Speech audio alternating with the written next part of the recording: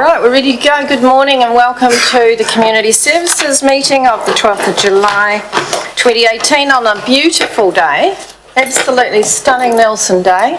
So if we're all really good and collegial and focus on the job, we might get out earlier and we can enjoy that day. So thank you everybody. We do have an apology from Her Worship the Mayor and Councillor Laurie, so I'm looking for a mover to accept those. Thank you, Councillor Courtney, seconded by Councillor McGurk. I'll put that. All those in favour? Aye. Against?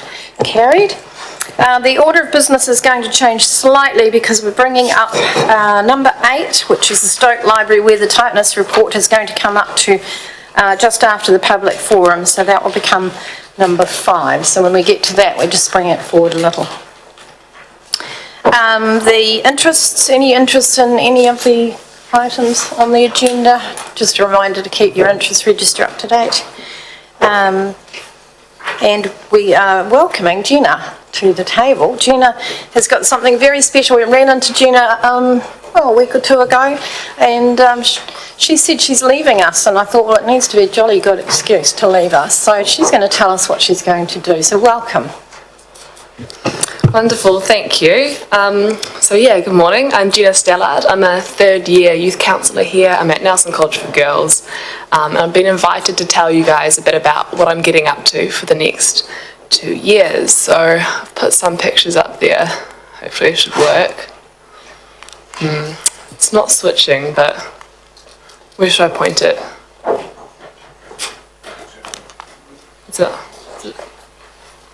It's on.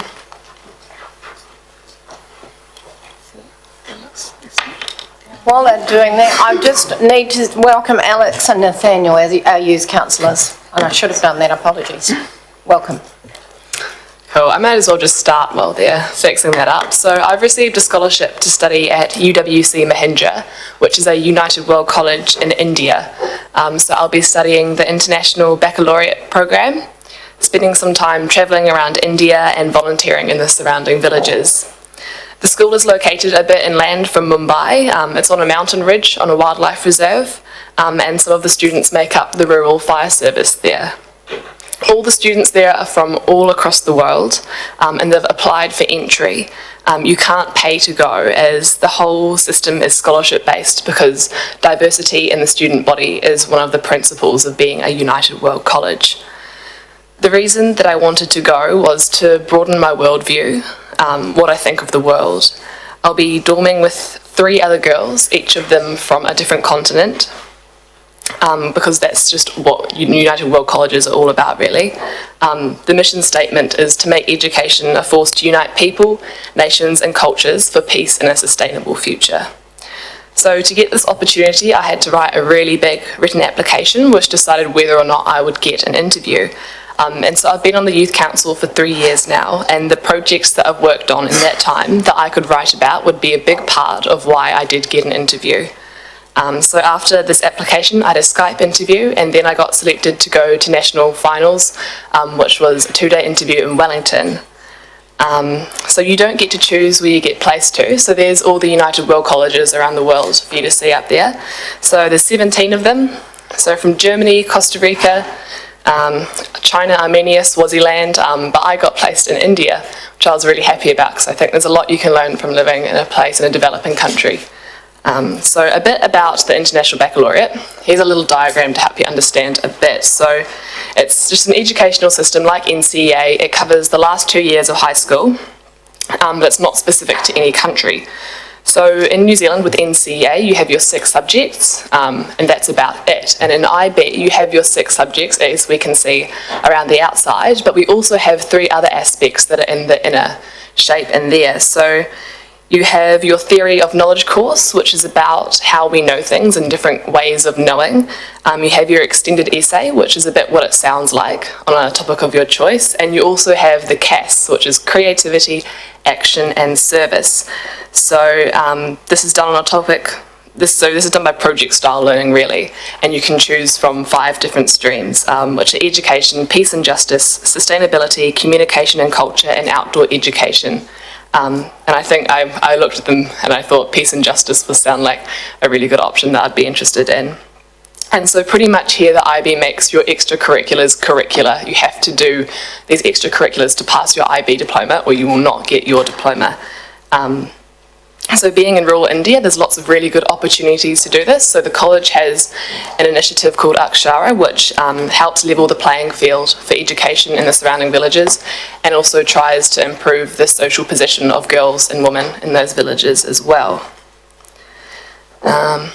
There's another picture of some of the students out in the forests and mountains that surround the college. But really, being on the Youth Council has given me the opportunity to develop my leadership skills, to be a project lead, and to represent young people. And this has really given me my drive, and an attitude of always wanting to see if I can do something a little bit better. It's part of the reason why I applied for this in the first place. The skills I've learned on the Youth Council are ones I'm sure that I will use in my time in India and well beyond that too. I'm incredibly grateful to you, the Council, for making the Youth Council possible, and especially to the staff for making it happen, especially Rachel Large and Steve Stiles, who've been a huge inspiration to me in helping me and the Youth Council achieve our goals. Being on the Youth Council has changed the course of my life and has made me realise what is out there if I choose to look for it. And I'm really looking forward to my time in India. Thank you. Gina, thank you so much for coming in, and I did put you on the spot. I did give you a couple of weeks' notice, but thank you for sharing that with us. Are there any questions? Kate? Councillor Fulton? Mine's a comment as well as a question. Gina, I've known you, I think, for maybe 7 years, and I just think it's so wonderful you're doing this. You've really blossomed into this incredible woman who's very inspirational. My question actually is this the same scholarship that Rohan has? That's right, Rohan went to Germany on the same United World College. Was Rohan on Youth Council as well? No. No, he wasn't. Okay. I just think it's rather exciting that we have two really strong Nelson leaders who are doing these exciting things, and because I know you'll come back to Nelson eventually, and it's wonderful that we are creating a community where people have that diversity of thinking, and so I wish you all the best. Yeah. Thank you, Gina. I will miss you. I've seen you in a whole lot of places, and you really put 100% in. You put more than 100% in, and we're very proud to have you on our Youth Council. Our Youth Council is strong. I think you've all got so much to give, and that's probably why it's hard to get on Youth Council. I know there are more people who apply than get on there, and it shows in the calibre of the students that we have, and we really appreciate your input into what we're thinking and deciding, and it's really great to hear. I mean, not all of us have students in our homes, so it's really important that we have that connection carrying on with the other venues where we can see you. So all the best, keep in touch. We'll be really interested to see how you go. Thank you. Right, what do we got next? Stoke Library we've got now. So Stoke Library, have we got some more reports on that, Roger? We do. We've got a tabled report Rosie. somewhere. Rosie and Andrew will speak to it. Right, Rosie and Andrew are going to speak to this.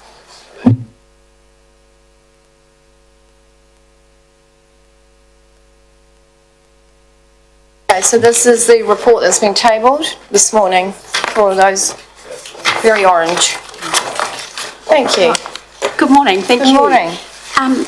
And through the chair, I will hand over to Andrew to go through the report, but I just want to give a wee bit of background to the report that's been tabled this morning, which we have just received. It is very brief, but the key point out of it, they've done a non-invasive investigation into the other areas of the library. This has brought up some concerns that are now requiring an invasive investigation, so that the invasive is really drilling into the walls and taking the cladding off. So the first minor inspection, non-invasive, has suggested we need that further invasive inspection, which will be happening this Saturday. So not a lot to report on the non-invasive, just rather than the recommendation that we need further investigation. So Rosie, it's just a question on that. Is the library going to be closed during the time of that on Saturday? No. No, okay. If you cover that off, that'd be great. Yeah. So I'll hand over to Andrew to talk through the report. Thank you, Madam Chair. I won't go through the report in detail. I think we've discussed it previously. But I would say that probably the questions that I've had relate to the safety of having people in a building which has fungus in it. And in the report we say that harm is unlikely, and I've been asked how unlikely is unlikely, and I can only really say we've been advised that it's very unlikely. However, when you're dealing with a living organism, you can never say that it's 100% safe. So we're doing more work on that at the moment. We have treated it, we've sprayed it, we believe that what was there is dead. We've sealed it, and we're capping the leak this week to stop further moisture from entering into it. And we're checking it regularly to ensure that it doesn't start to grow again. So we had an environmental specialist view it last week, and they're submitting to us a remedial plan for us. So what we intend to do is bring a report back to this committee to the next meeting, outlining and explaining where we're at and putting some future options to you. Obviously, we could go in and do a short patch up, or we could do a complete overhaul. But given that the future of the library, we've been questioning where we're going anyway, and we have funds in the LTP for the future of the library, maybe it's appropriate that we address that at this time. So councillors will come back to the next committee meeting with some options for you. Thank you. Brian, you had a question. Has it been answered? Yeah. Thank you, through you, Madam Chair. Yeah, I suppose Mr. Petham sort of responded to the question is that it's around safety. I'm just conscious of our obligations under the Health and Safety Act, particularly as us as sort of directors, and probably I'm looking at the chief executive on this one here because he'd be the one going to jail. So, so I'm just conscious that that in terms of there was a Staphylococcus or whatever it is, not that I know terribly much about it, but I suppose while it's small and contained, it's probably not much of an issue, but we don't know the extent and scale of it and what that sort of risk presents. And then while we're doing the work around there in terms of construction and, you know, we're talking a beam across the top of the building and whether what the options are in terms of maintaining public safety and safety of our employees and safety of people working on the building. So they're the issues that I probably would expect to see in the report back. Yes. So I suppose that's, are we meeting our obligations under the Health and Safety Act?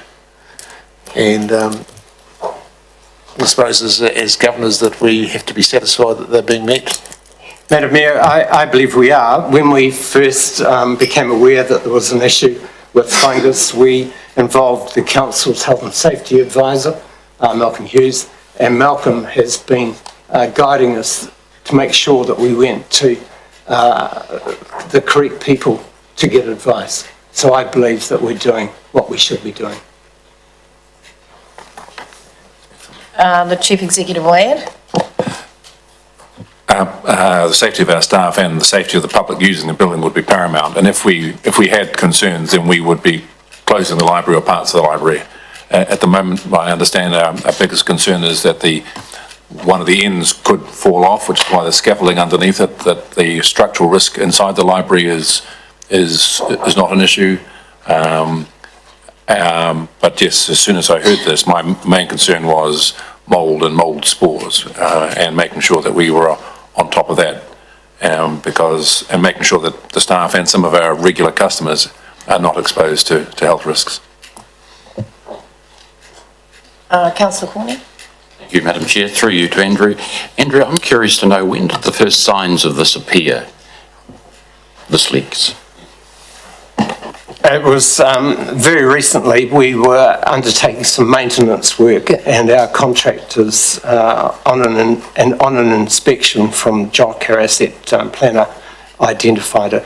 So we immediately went asked for a report from Q Squared. So I'd say, I don't know the exact date, within the last 2 weeks. It's a sudden sort of indication. That's surprising, isn't it? Because it's really quite extensive now, isn't it? Yes, it is.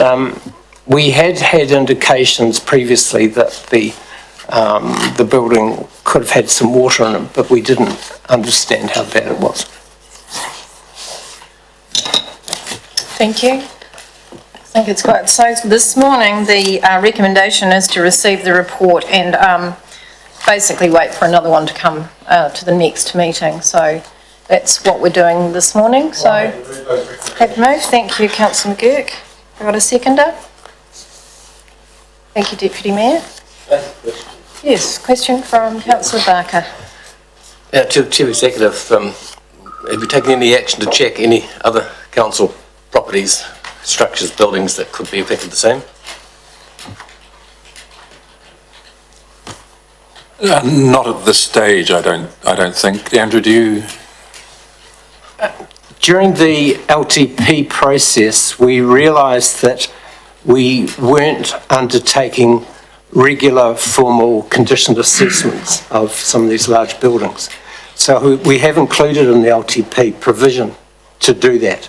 We haven't started that process yet, but it will be a formal process that we undertake regularly.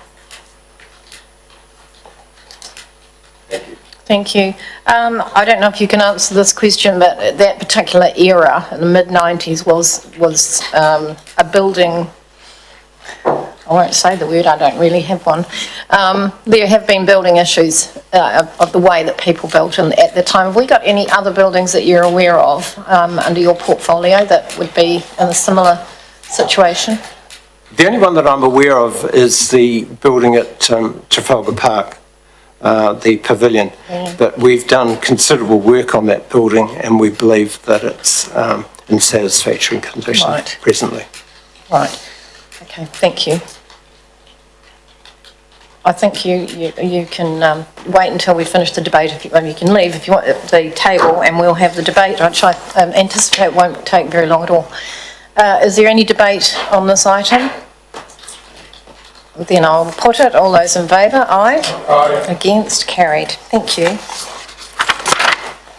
Next item, will we be going back to the confirmation of the minutes of 12th of April? Thank you. Councillor Courtney moves that it's a true and correct record. Arlinda seconder. Councillor McGurk, thank you. I'll put that. All those in favour? Aye. Against? Carried.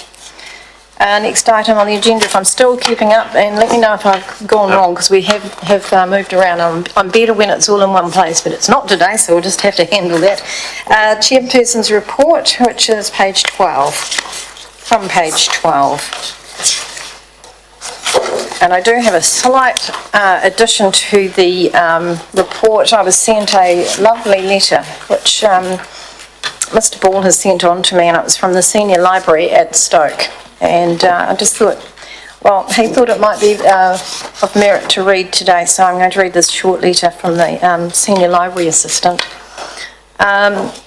So she was addressing it to Roger. Although over the last 8 months or so, there's been some challenging behaviour at times from some young people at Stoke Library, here's a small good news story.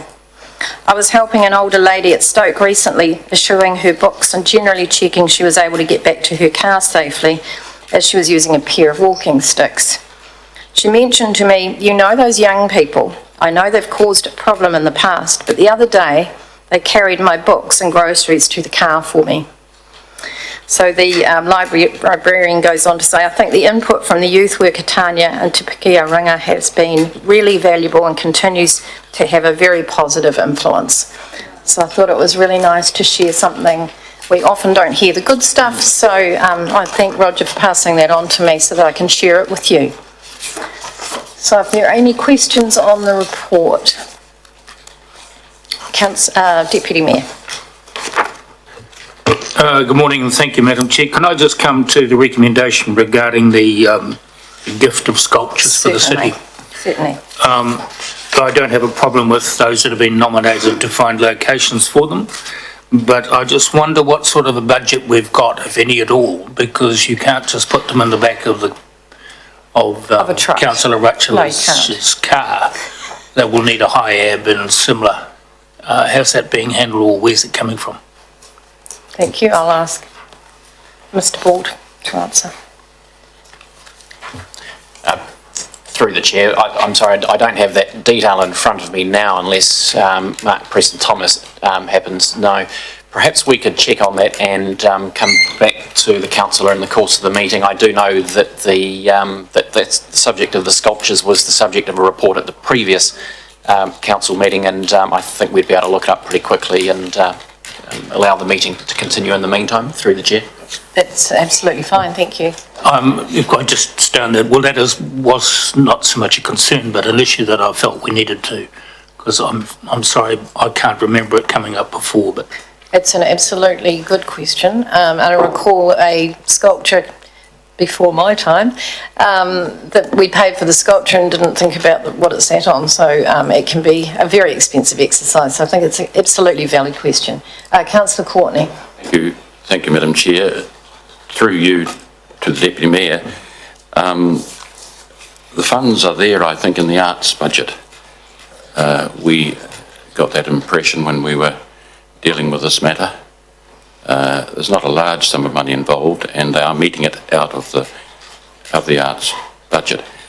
Might be interesting we for will get some more detail. Well, that's where it's coming. It's coming out of Marie Anderson's budget. Thank you. And she's covering that. I could go on and say that there was a desire around this table to share some of those statues, sculptures, with TDC. There was a strong desire to be fair and to share.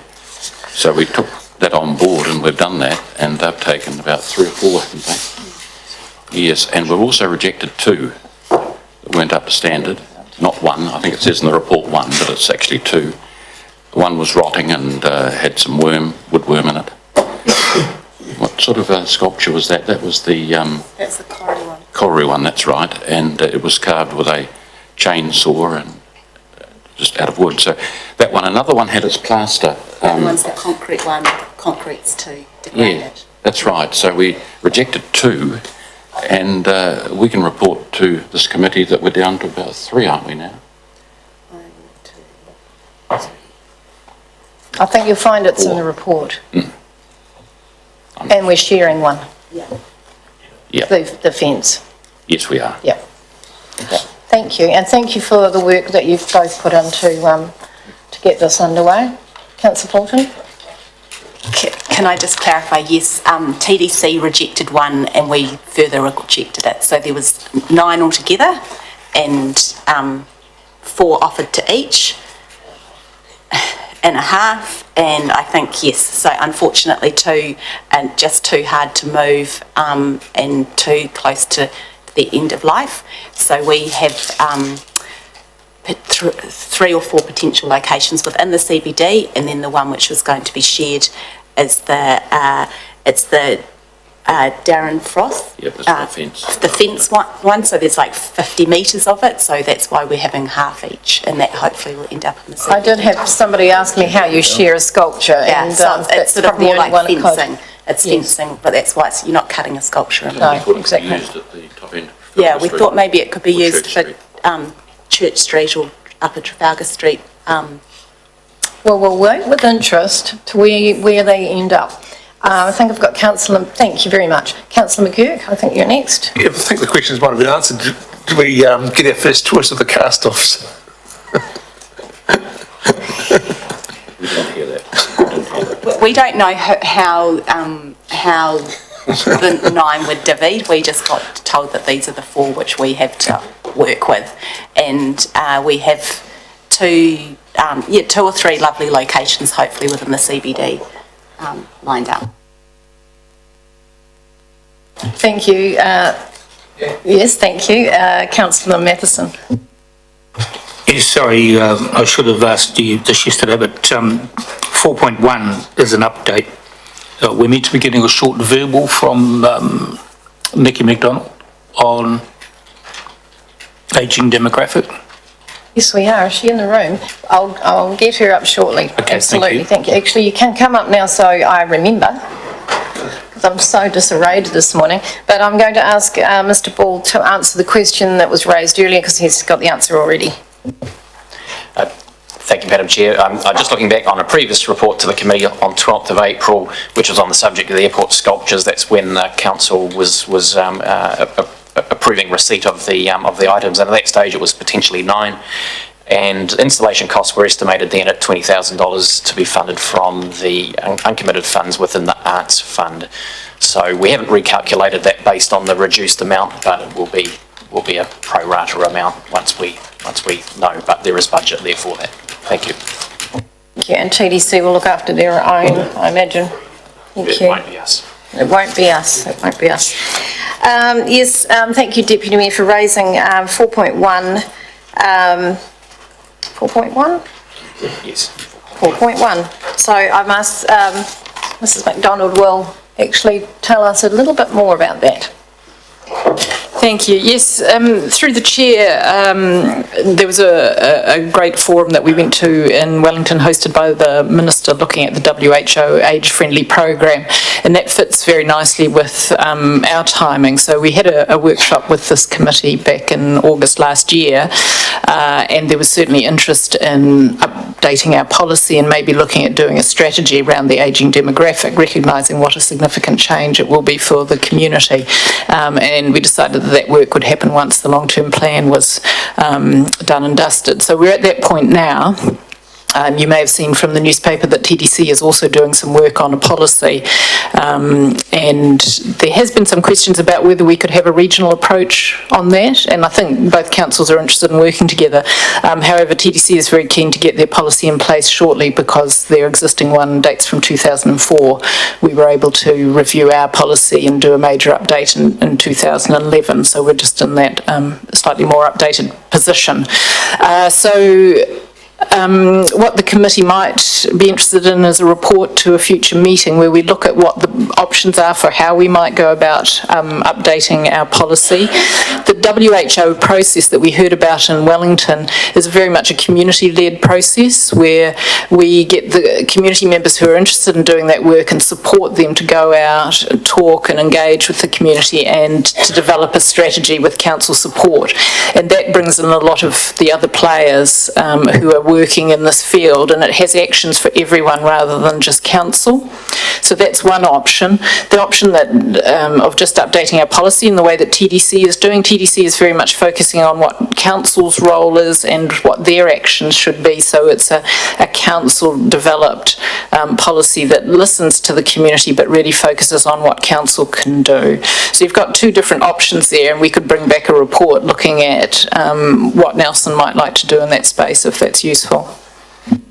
Is there any feedback on that suggestion? Councillor McGurk, then Councillor Courtney. Yeah, thank you through you, Madam Chair. To Mr McDonald, just wondering the link with the NES on urban development capacity, because we've got to sort of plan for what our communities look for in terms of growth, and part of that's about infrastructure and parks and reserves and where people are going to live.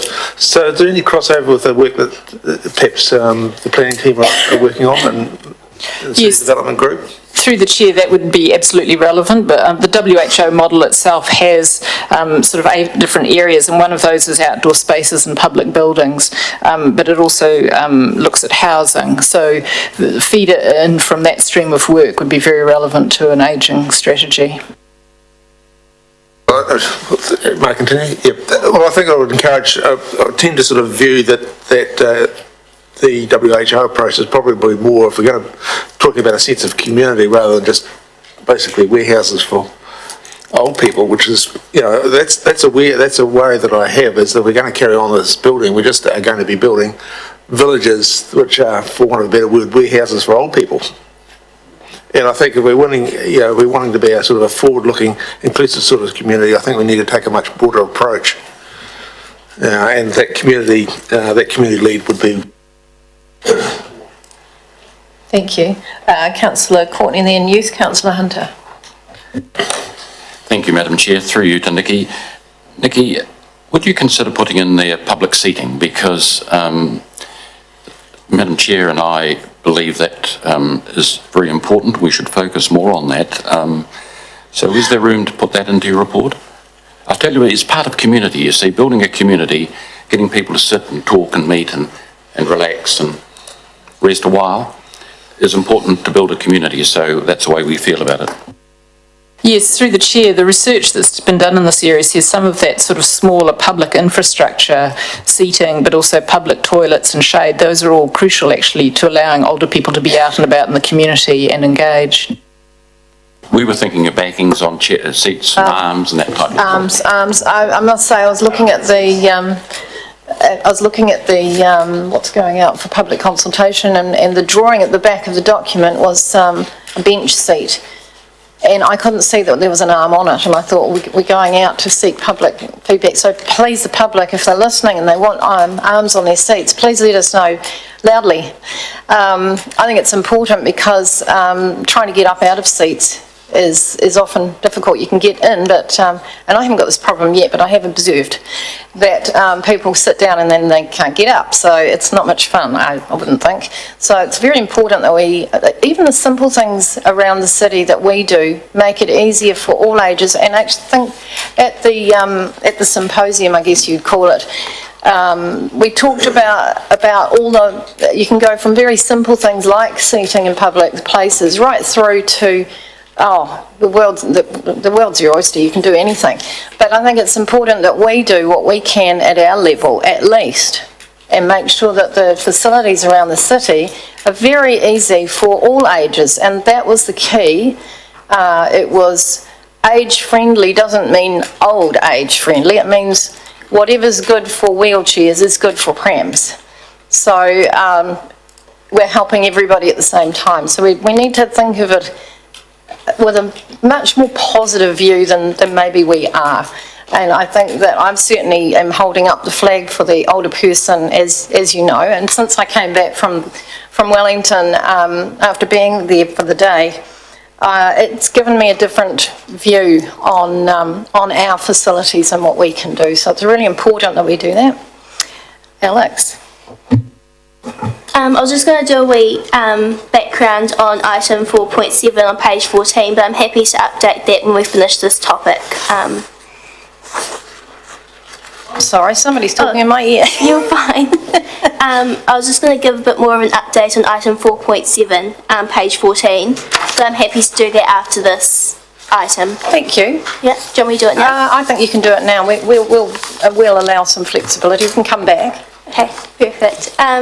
So the Youth Council has just been doing a tea and tech project in collaboration with Age Connect, and we're in the process of handing it more formally over to them to facilitate. But we have had a very positive outcome of that in connecting opposite demographics of the age spectrum through the growing technology. So that's just a bit more of a background for that. I did see that in one of the publications, and it's fantastic to see young people going in, and I think you all get a big thrill out about how you're doing and what you're doing, and it's helping both parties. Now, we've got Councillor McGurk again. Yep. Right. On a completely different subject. I'm just wondering from Ms. Donald, if we're taking a regional approach, any differences or similarities between Nelson and the Tasman or TDC that may help or facilitate or hinder? Yes, through the chair, I mean, we have to be aware that Tasman has a more rural community with, particular issues there, and we're a more urban council, and they did point that out when there was the question about a regional approach. We also have quite different migration patterns. I think you might have seen in the newspaper that their migration pattern is really driving their over 65 rate up very fast, and within 20 years they'll be the second oldest community in New Zealand. Their analysis that they did for the report that went up last week to their council was that their inward migration is mainly domestic and of older average age, whereas we get more international migration, which tends to often be families with younger children, which is keeping our population a bit younger. So there are some different trends there, but in terms of the services we need to offer, I think there's probably a lot we can do regionally to collaborate. Councillor Rutledge. Thank you, Madam Chair. I certainly endorse the approach of the WHO model and having a good look at the broader context and then figuring out the role council plays in that as opposed to us just doing our own thing in isolation and then hoping it fits with everybody else. So yeah, that would be my That feedback, that's good. Councillor Fulton. Yes, thank you through the chair. I just had a couple of questions. Firstly, with regards to the seating, we've talked about seating quite a few times over the years. I know Gail Collingwood had specific heights, specific widths. Us Gales are a little shorter than most of you. Yeah. Councillor Ward was always of the mind that seats should be opposite each other. We have very few seating in our parks and reserves. We have them in rows, but we don't have very few opportunities where if seats are opposite each other, then people can strike up a conversation with someone they might not know, but it's a really great way of engaging with the community. And if we look to other countries around the world, particularly France, elderly people are often playing pétanque or chess or something, so they're on the streets and in the parks and reserves, but they're engaged in activity, so they still feel like they're a part of the community. And then I think that some of the, in terms of housing, there's some amazing things happening in Denmark where there's social housing where students might live within a village or a community for free, and in exchange they are helpers or carers or take people out shopping. So there's some wonderful models around the world of how to support ageing in a more fun and engaging way. I think electric bikes are key to our ageing demographic, and how my mother, for example, has quite chronic emphysema, but she can get on an electric bike still, so that's really quite exciting, fun, thinking of ways where people can still feel young is important. And I just wanted to comment briefly, Queen Street upgrade is beautiful. I don't know if anyone else has been down and had a look, but it's just stunning. And in terms of mobility, connectivity, biking, walking, engaging with the streetscape, it's just a wonderful feel to walk down Queen Street and it feels so open and flat. And so well done TDC with that. I think that looking even to our neighbours and seeing, like in this area, how people can engage with their street more effectively is really good. But my question, Nikki, is in terms of bringing something back, would you be looking to doing something similar to what we've done with the youth strategy? Because I think that's been quite a useful document. It's quite goal focused. Through the chair, what I would look to bring back in the report is some options for how you might want to approach a strategy or a policy review. And if it is a community-led approach, then I think it would go further than the youth strategy did in giving the community a say and an involvement and some, decision-making about what goes in the strategy. And we'd be looking to have a lot of partners also signing up to it and committing to actions, not just council. So it would be different in that sense if we went down that broader community-led approach. Okay, all right, thank you. Thank you. Look, I think there, from what I hear around the table, if I'm on cue, is yes, please, would you please bring a report back to the committee? We'll leave it to you as to the breadth of it. I'd like to start wide and then hone in on what's going to work for us, but I think we should look at all the options that we can. Thank you. Thank you. So looking at the work ahead of us in this resolution, is everybody clear as to why we've changed the airport sculpture resolution from the last meeting? Any questions on that at all? I think it's pretty clear. In that case, I'll move that the chairperson's report is received. We amend the resolution, we accept the sculptures, thank the board at the airport for the sculptures, and we've already got the work underway for the delegation to the councillors, so that alters that resolution from last meeting. So I'm going to move that. Do I have a seconder? Councillor Fulton, thank you. Any debate? No, I'll put that. All those in favour? Aye. Against? Carried. Thank you. We move on to, have we missed anything? No, I think we're all on track now. Number 7 is the Community Services Report, so Mr Borwell.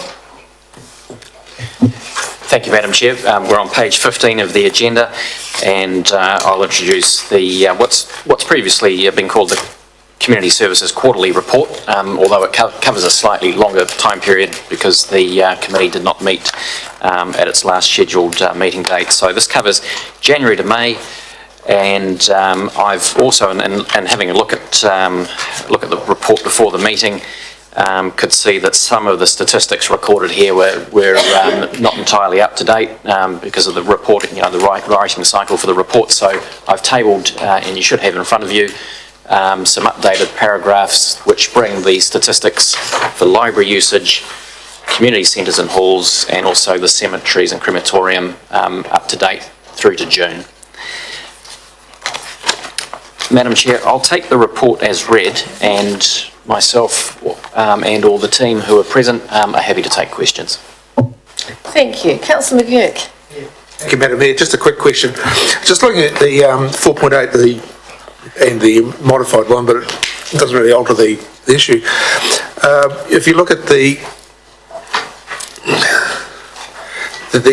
number of issues are relatively static. I think it's less than 1,000. But Wi-Fi and program attendees up at door counters down. You got any indication, is that a rapidly changing trends or library usage? Anthony Lewis. I think Anthony Lewis could come and answer that question for us. Just come on down, and if you put the microphone, we've never had you under the light, have we? If you have a seat there and you push the on-off button, hopefully it's got on-off button and we'll be able to all hear you. Thank you. Through you, Madam Chair. I would say it would be dangerous just to take one set of statistics and make a judgment about trends that are coming. Certainly, if you did want me to do that, the trend that I would highlight is the Wi-Fi sessions. And that is indicating a very different usage of public libraries to 10 years ago, for example. Yeah, through you, Madam Mayor. Yeah, it was just an observation that I made, but just sort of, if we're thinking about, a library upgrade and where our libraries are going in the future, I'm just, this is sort of useful data to help sort of inform the debate and the discussion. Yes, thank you. Councillor Rutledge. Actually, I'm sorry, I'm going to put you on the list, Councillor Rutledge, because I've got the Deputy Mayor first. You're next. Thank you, Madam Chair. Can I just go to page 18, Mr. Ball, festivals and events. Are you planning to let us know at some stage what arrangements have been made with regard to the All Black Argentina game on September the 8th? What involvement council will have? Are there events associated with that visit from a council perspective? Through the chair, and so it breaks out into 3 parts, Deputy Mayor. The NRDA's been provided funding to organise and lead the civic activation. Tasman Rugby Union doing their part, sort of north of the bridge, if you like. But there is a civic program component, and we are currently working on that now. We've been in liaison with the Argentinian embassy and with the Mayor's office, and a program is in preparation. So I don't have that to give you at the moment, but be quite happy to circulate that round by email once we've got things a little bit firmed up. For example, we've only just found out the dates that the Argentinian ambassador and his party will actually arrive and depart from Nelson, and we can start putting some detail around it. Thank you. Thank you, Councillor Rutledge. Thank you, Madam Chair. The door count at the library, so a 10% drop on what's quite a mature service. Is there any ideas about why that drop is? Is this a blip, or I guess to your point before, do you have data that shows longer term trends? Through you, Madam Chair. Councillor, I think it's always difficult to take a set of statistics and leap to conclusions in terms of trends. I would say that I'd need a minimum of at least a couple of years to see what comes out of trends. I could suggest to you that last month's appalling weather probably had some sort of effect upon numbers in comparing it to 2007, but that could be a outsider's flippant remark about the weather over a period of time. I think it can be all sorts of factors, to be honest. Okay, so do we not have door count numbers going? Oh, yes, we do. Oh, we do. So, but you don't have them in front of you. No. So I guess I was highlighting that we've got a 10% drop in the numbers in front of us, and so the question was, with the numbers that we have, that you have access to, does that show anything richer in terms of trend information? I'd have to be honest and say I received these statistics yesterday. It's too early to be giving an analysis of that. I'd be more than happy to come back in a month's time, 2 months' time, with some viewpoint. Okay. Madam Chair, I guess my question here now is, if we're being told that the statistics we've got put in front of us, we can't really make any judgments on, then why do we have the statistics in front of us? So that might be a question for future reports, but... I think it's important that the statistics are correct, and I've actually got it, following on from what you're saying, is I'm looking at the report we had prior, and the door count for January to May 2017 was 219,594, but the one we got today for the same period is 257,045, so I think we need to double check on that figure, because it's the same period of time but a completely different number, so perhaps somebody could go and have a look at that and see which one is correct to start with, because your baseline might be wrong. So if we could get some clarification, maybe by email after the meeting, and at the moment just keep these as completely unconfirmed statistics, because that's a huge difference. And just another one, 5.7. There's some dates in there about the Community Investment Fund saying the round opened 3 July, closed 17th of August, but the panel met on the 29th of June. I'm assuming that the panel's not meeting sort of 10 months after the round closed, so some clarity on what was intended there.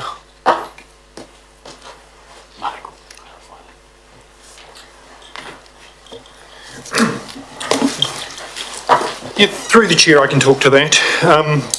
The first sentence relates to the grants funding round, which has just opened. So that's where community groups can apply for grants of up to 2,500. The more substantive Community Investment Fund has been through the allocation process already. So potentially those two sentences should have been separated when putting the dialogue together. Right, so is it just that the statement that says the funding round opened the 3rd of July and it should say closes the 17th of... Yes. Right, okay, I'm willing, yeah. And that relates just to the grants.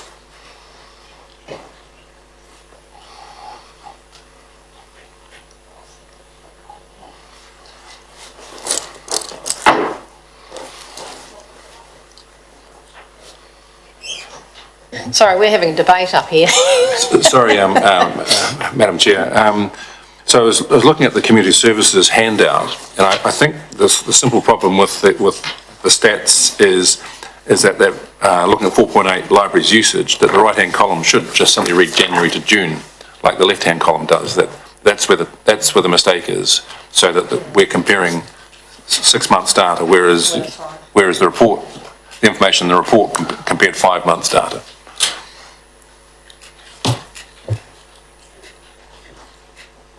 Right. Was your response, because I was busy talking to the Chief Executive, was the response understood? Yes, it's just a simple typo in the report that's causing the confusion. Thank you. Thank you. I think you're right. Councillor Courtney, what does your question regard? Which officer do we need? No, I'm going to talk to you, through you, to the Deputy Mayor about an activity during the All Black Argentinian game. And I'm excited to tell you that I'm aware that, and you probably are too, and Mr. Officer Roger will be aware of it too, of the street party planned for the 8th of September, a wonderful community event to work in with the All Black Argentinian game. And that's being arranged through Uniquely Nelson and the Nelson Regional Development Agency. And so we're seeing these sort of activities now come to the CBD, which we want to see, don't we? You know, we've been saying it for ages that the Trafalgar Centre has its activities and we should try and bring them into the CBD, and same with Trafalgar Park. So that's what's happening there. My apologies, Madam Chair, can I just go back quickly? Is that being held after the game?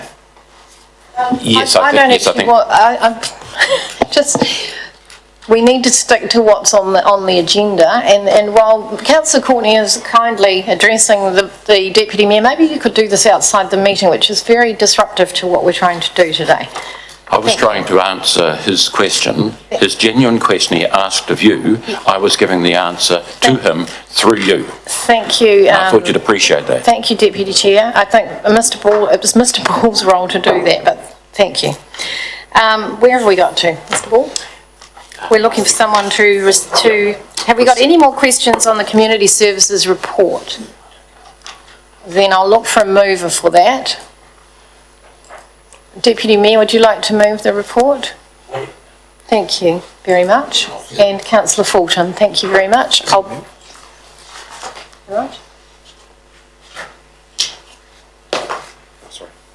Right. Question, thank you.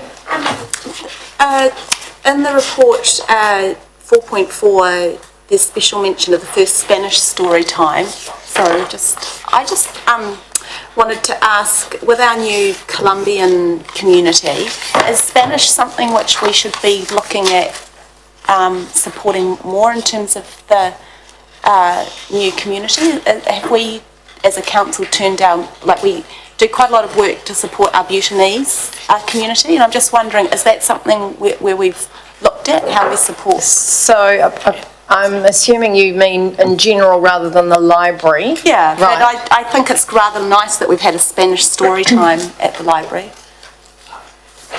Who are we going to ask to reply to that?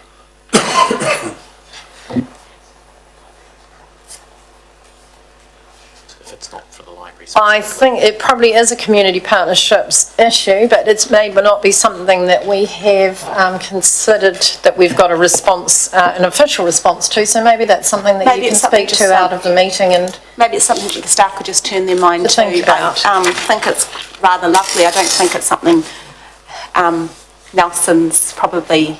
We'll see we'll see if there is anything happening in that area and let you know by through the newsletter or by email, see what's going on in that space. Thank you. So I'm now going to put that, I've got a mover, I've got a seconder, I'm going to put that, we received the report. All those in favour? Aye. Against? Carried. We've done number 8 and we're now up to the Youth Council update. Who would like to go first? Alex, thank you. Thank you, Madam Chair. I'd just like to say thank you for having us once again. We always appreciate the opportunity to attend these meetings. So the Youth Council in June was able to attend a presentations training. This gave us the opportunity to learn about the different skills within our group, and we were very lucky to have this opportunity. We were approached by Roading and Utilities Manager at one of our past meetings, and were given the opportunity to promote bike safety in the community. Since then, we have head out to the community and been handing out bike and armbands to walkers and bike riders. The success of this is yet to be seen, as some areas were a bit more successful than others. We have nominated our community groups for the Trustpower Community Awards, along with nominating ourselves. We're looking forward to attending the awards evening later this year. As a side note from the Youth Council, I've been asked by the Madam Chair to say that as a result of a forum at the Trafalgar Centre late last year, it was decided that youth should be included on boards. As a result, I am very happy to have the honour to be accepted onto the Big Brother Big Sister board as the first youth representative. I would also like to say congratulations to Jenna. I don't know if she's still here. She is. We're very lucky to have her on the Youth Council. She is kind of the epitome of what Youth Council is about, and although we are very sad to see her leave, we are very proud of what she has achieved. So thank you again, and I'll hand it over to Nathan. Thank you. The Youth Council has been involved in a number of projects for the past month or so, and most of which are continuation or conclusion of previous projects we started in the year. I'll just briefly cover 4 that we talked about. The first one is RockQuest. The Youth Council went to the RockQuest, which is an annual band competition, and they put up they gave newsletters out, put up flyers, and hung a large sign down at the theater. The 2 RockQuest events, the heats and the finals, were a great opportunity for the Youth Council to spread awareness about what the Youth Council is doing, and we also gave out a $200 voucher award. So that was also the Youth Council has been involved in attending the Totatu Hapari partnerships meetings. So we've been there as a youth representative to give youth voice to this partnership, which is a joint partnership between the Nelson City Council, Ministry of Youth Development, and youth training providers. Also, as you well know, we submitted on the long-term plan. We held a number of subgroup meetings over the past few months, and based upon the youth feedback that we received, our verbal and written submission. And lastly, Youth Council has been working on a project to get the old lumpy skate park painted. So the painting has started now, which is great, and we've handed that over to some council officers to complete. And the youth councilors were also working to design a sign to go with the skate park. The sign's going to give some information about the youth council and the project, and just increase awareness of the youth council and what we do. So that should be great. We saw that as a good opportunity to support the heritage and also make it a better place for youth. If you have any questions, we'd be happy to answer them. Thank you. Any questions? Councillor Barker. Thank you, Madam Chair, and hi Youth Councillors. I've been involved in the Trustpower Community Awards this year, and the judging took place yesterday. It was pleasing to see an entry from the Youth Council, a very good entry. But I've got a question. Can you give me any indication as to why there were so few nominations for individual youths, for the Individual Youth Award? In fact, there were none from Nelson residents. There was one from Nelson College, one from Nelson College for Girls, but they actually live outside of Nelson City. Did the Youth Council discuss that? I would have expected, in fact, youth councillors are such motivated people that some of you yourselves might have Nathaniel's going to answer. Followed up a nomination. I don't personally have any great statistics about this, but I know from discussions I had with Rachel and the other youth councillors that the age range was very specific. So I personally was not eligible to apply, and I believe other youth councillors were not as well. So that might have limited the number of people. Also, I think from previous years it actually changed before the schools nominated, whereas now the youth had to self-nominate. That might have been not enough awareness about it. That is a possibility as well. Did you say that you were told that you weren't able to? No. Because of my age range, I was not eligible. To be nominated, do you mean? No, I'm not sure about that. But anyway, the point is, Madam Chair, that it would have been nice to have seen some more entries. Right. So maybe the youth councillors, Alex, you might want to respond before I speak. You might answer what I want. I think that the key reason for this is because I understand that a lot of things have changed in the nomination process of Trustpower this year, and I think that in the past it has been the schools that have nominated the young people, and I think that that was kind of the assumption that would be this year, but because of the changes I think that it wasn't kind of publicised enough that it was actually us that would be nominating the youth. So yeah, I think that's the main reason that there weren't as many this year. Okay, that might be some feedback to go back to Youth Council and just have another look at it, because it sounds like Councillor Barker would love to see some more individuals nominated in that younger group. Great, thank you.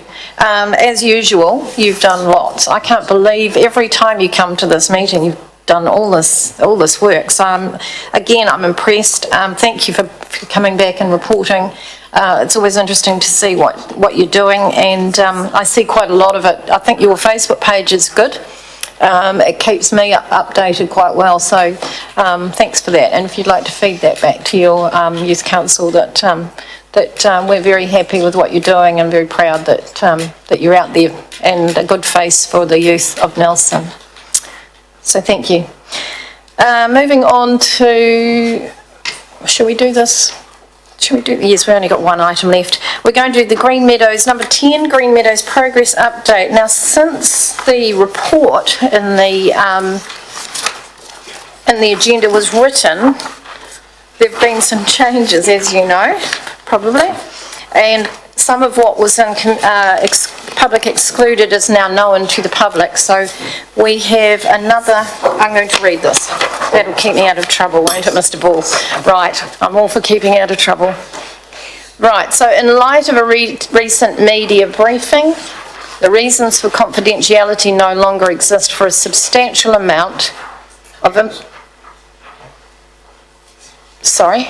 Just wait till you're reading from there. I don't think it's going to make any difference whether I stop reading or not. Sorry, so I have been now interrupted. I'll start again.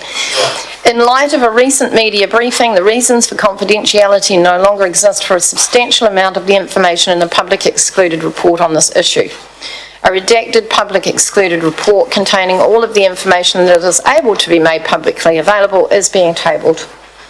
There is some information that must remain confidential under Section 7.2H, commercial activities, to enable the local authority to carry out without prejudice or disadvantage commercial activities, and Section 7.2B2, third-party commercial, to protect information where the making available of the information would be likely unreasonably to prejudice the commercial position of the person who supplied or who is the subject of the information. So you'll now have your redacted copy, is that what that is, in front of you. I'll now present... And the full report we'll discuss in public excluded. The full report will still go through to public excluded to be informed on the items that are still public excluded. So I will... Mr. Lavudis is going to lead. Thank you. Thank you, through the chair. I will take the report as read, but I will spend just a couple of minutes just taking you through some of the issues. As council is aware, we've had a media briefing session last Friday, and as a result of that, there are a number of things that we can disclose. In terms of where we are with the project, just going through the report, we had a successful dawn blessing, and thank you for those who attended that.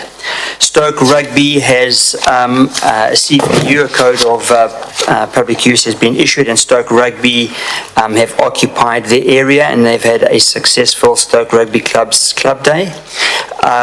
Stoke Tennis have occupied their area. In terms of other work on site, the exterior landscaping has been completed, the car park has been sealed, and as we have advised, and as council has been made aware, the cedar exterior cladding panels have started to be removed and are due to be replaced with the correct product. That in itself has created delays to the project, and but we have an independent, Watson Hughes have appointed an independent project manager who is managing the program on site. In terms of resourcing, it has been noted from Watson Hughes that the resourcing on the project has been particularly challenging. Especially resourcing labour from the local market has been extremely difficult. I can advise that I was on site this morning early chatting to the project manager, and as of today they have jib installers up from Christchurch and will be progressing with the internal jibbing today. They have 13 carpenters out on site and will be getting another 4 carpenters up from Christchurch. These resources are all from Christchurch tomorrow. The quality of the work, we've given assurances to council, and this was clearly articulated at the media briefing on Friday, that quality will come first and not at the expense of time. As a result of that, we are busy working through the program with the Watson Hughes and the project manager to ascertain what that means in terms of completion works.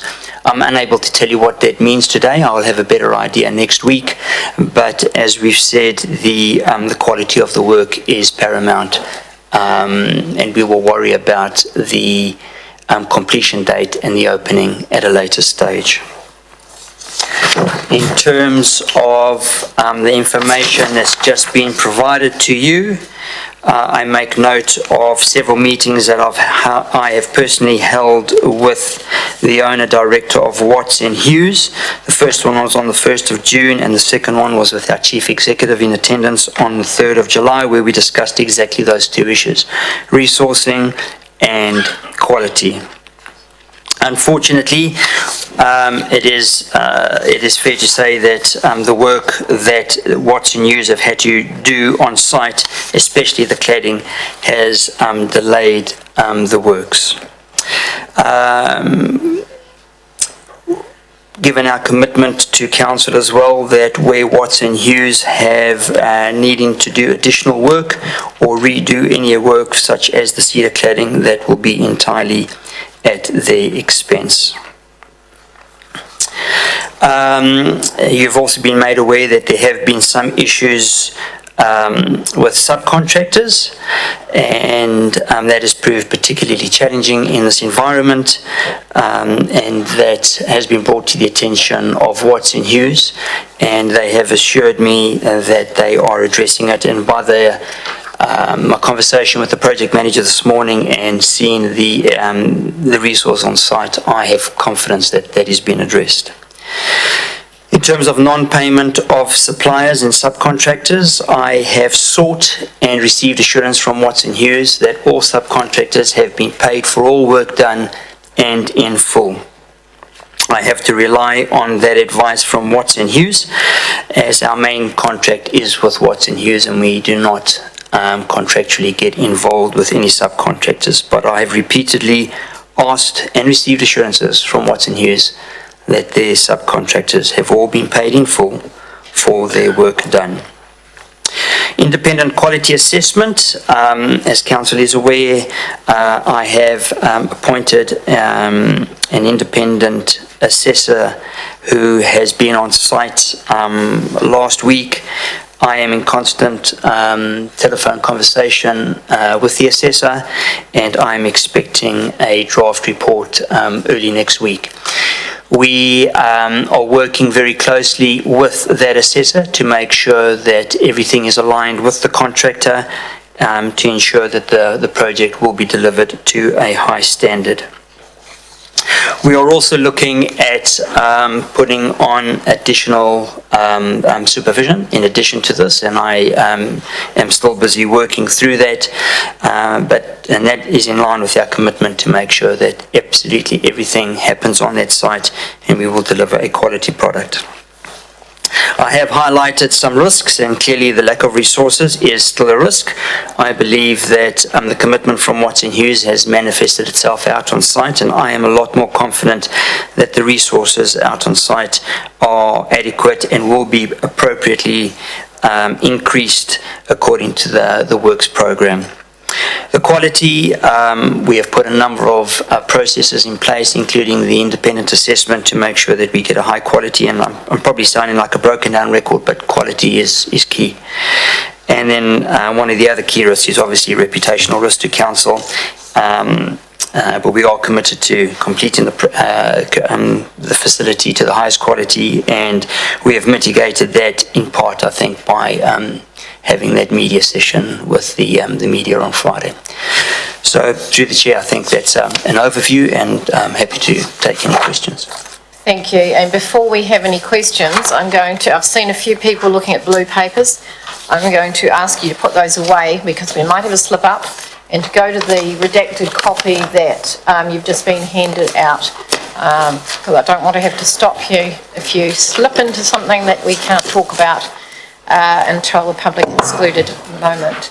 I have a list here. I'll put Councillor Fulton on that list, and the first person is Councillor Rutledge. Thank you. Thank you, Madam Chair. Either to you or through you to the appropriate. At the start, you outlined the reasons for some of this information coming into the public agenda, primarily being around information that was well traversed at the media conference. There seems to be some items that were well traversed at the media conference that are still redacted. What's the reason for that? Well, I did not redact them, so I'll ask Mr. Levertis to answer that question in as much as you are able. And if the Chief Executive feels we're traversing into an area that he's uncomfortable with, I'm going to ask him to intervene rather than me. Through the chair, yes, I'm happy with that. Yes, I was the officer responsible for ensuring what was redacted. I believe that the reasons that have been given for the items that remain redacted are valid, and I'm happy to discuss the reasons for those further in public excluded, but I don't believe that those were traversed in the session on Friday, and I'm certainly happy to answer questions in public excluded, but I believe that there are sound reasons. And the Chief Executive will add to that. Yes, looking at those redacted sections, there's information in there that was not discussed. So there's specific information in there that was not discussed at that media briefing. Certainly not by us at any rate. And so it was information for the councillors, but it was not intended to be information that at this stage would be to be released by us to the general public.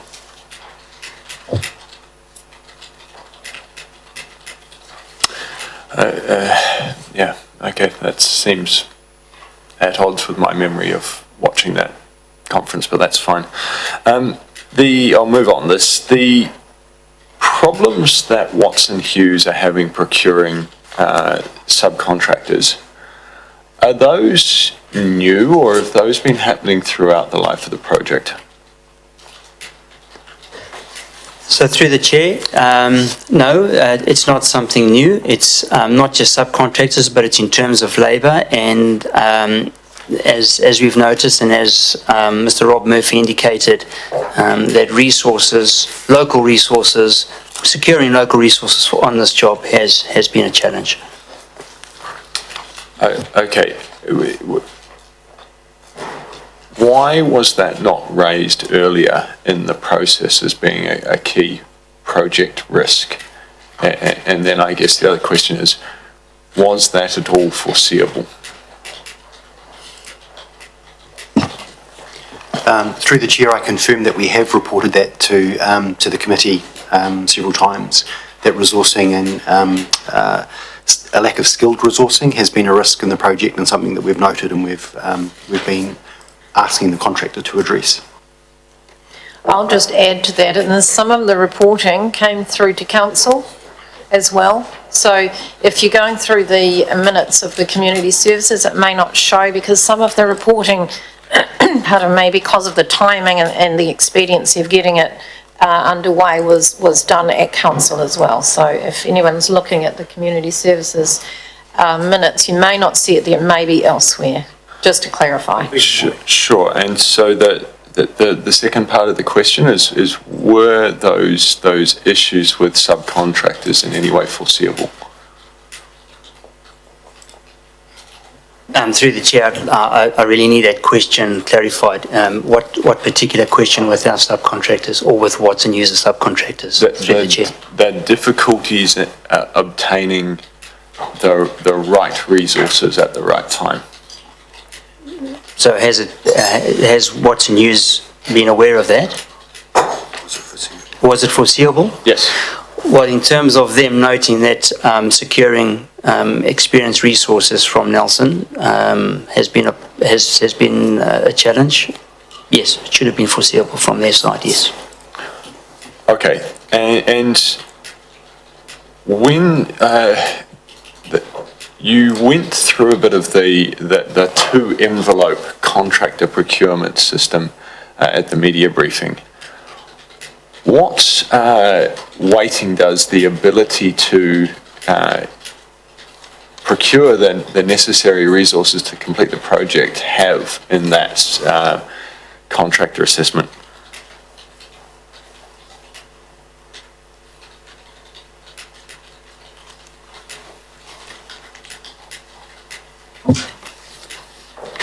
So through the chair, the two envelope system. So we went out for a expressions of interest. It wasn't called an expression of interest. It was request, a proposal of. In essence, a proposal for. So we went out for expressions of interest, if I can call it that, for proposal, and we did receive a number of contractors. They were then shortlisted, and the two envelope system does require the contractor to show what resources, what management, and what technical skills they have in relation to a number of their subcontractors and their own. So that was taken into account. That process requires my staff to actually phone the references that have been provided, and that's all part of the evaluation process. Yes. The second envelope is obviously, of course, the price. Okay. So I'm not quite clear on something. If I can have one more question. Keep going until you're happy. So just before I believe you said that the issues with subcontractors were known from the start of the project and could and should have been foreseen. So what went astray between the, I guess, awarding of the contract when all the subcontractors were, yep, these guys are good, we'll work with them, we can deliver it, and actually starting the job? Through the chair, I honestly can't answer that question. The evaluation was done in line with correct procedures in terms of what actually transpired on site when the main contractor was having problems resourcing local labour, as well as having issues with individual subcontractors. That's part and parcel of a contract. In this particular case, it was more profound and more advanced. Chief Executive would like to add to that. So I don't think Mr. Levertis said that staff should have seen that at the tender evaluation stage. What he said was that Watson Hughes should have foreseen this as they were bidding. And obviously when they bid, they considered that they had suitable subcontractors lined up and told us that. And I think, perhaps they were too slow reacting to their difficulty in getting subcontractors as the contract rolled out. But I would very much doubt that they foresaw the problems they were going to have with getting subcontractors and keeping subcontractors when they bid, or they probably wouldn't have tendered. Okay. So the subcontractors that were reference checked as part of the tender process, were they the ones who ended up doing the work? Through the chair, just to clarify, we don't reference check the subcontractors. We reference check the examples of work that they provide with other clients that they've worked for, and we ask them questions around the resources and the management structure. Was the project managed appropriately? Those sorts of things.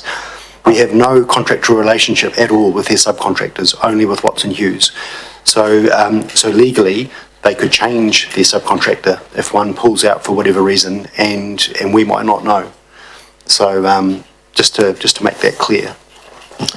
And through the chair, our expectation is that when a reputable contractor such as Watson Hughes tender for a job, that they will provide all the necessary resources through whatever subcontractors they need, and they use a lot of local subcontractors to adequately resource that project. Thank you. Deputy Mayor.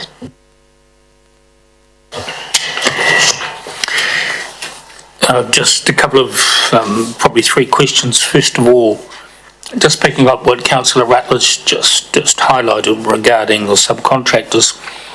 We have been warned as a council now for some time that some of our projects won't be forthcoming on time because of the shortage of qualified people within the region to be able to complete them. I refer directly to works and services issues. Can I ask you then, I find it strange that this company would guarantee to subcontractors in an atmosphere that's prevailed here, and not just here, but in Nelson, has prevailed here to say that you would have difficulty trying to get those people that you require for a project of this size and that particular time band.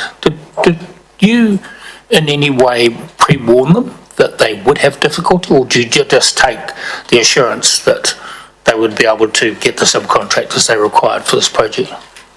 Through the chair, it's not for us to highlight the environment in which individual contractors are tendering. It is up to the individual contractors who put in a bid to ensure that they can actually undertake that work with the correct resources and the expertise required to complete the job. So no, we certainly didn't highlight that there could be potential issues with resourcing. We expect them to resource those, and whether Watson Hughes decided to do that from Nelson or from elsewhere was up to them, and that would have all been included in their bid. Okay, I understand your comment, but I find a bit of a void there somewhere. Two other quick questions. First of all, if you look at the Stoke Rugby Club and the Tennis Club, they've both confirmed their tenancy in the building. Can you give us an update on where you are with, or someone, where we are with cricket and the seniors? So through the chair, I have spoken to Jules, and she tells me that I haven't quite got the, I won't be able to tell you exactly what those documents are called, but there has been an agreement signed or an undertaking with cricket as well as Stoke Seniors, and all that paperwork is in hand. That's what I've been advised by Jules. Miss Reid. So finally, through you, Madam Chair, so they were the original parties that expressed interest, so they'll still go. Have they got a time? Are they talking September or whenever? Through the chair, I am liaising with Ms. Reid to work. She's the liaison with me with the proposed tenants, and we are keeping them updated as to when they can occupy the building. I understand that Stoke Seniors will be towards will be sometime in August, but we are working closely with all of the tenants, and I am personally also in touch with Stoke Rugby and having those conversations. I'll just add that the update that Roger and I had on Monday was that the tenants are they've all been visited, and they're all comfortable, and cricket is very relaxed. They're very easy to deal with. And yes, Stoke Seniors are going to be a little bit later, but they're quite comfortable with that. They've got a facility they're working out of, so it's not like they're waiting. So everybody is okay. I've got Councillor Fulton next. Yes, thank you, through the chair. Thank you for the answers to the other questions already, which is helpful.